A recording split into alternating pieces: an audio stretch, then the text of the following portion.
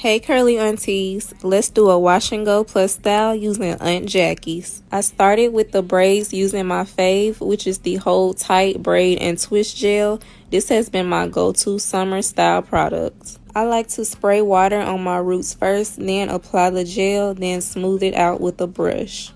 After doing 2 braids on each side, I then move on to the wash and go. For the wash and go, I couldn't decide which combo to try, so I decided to do half and half. For the first side, I paired the Frizz Patrol setting mousse with the Curl La La Curl Custard. This combo gave me the loose, bouncy, curly look that I prefer when I do hairstyles. For the other side, I paired the Frizz Patrol setting mousse with the Don't Shrink curling gel. This combo gave me a tighter, more defined, coily look.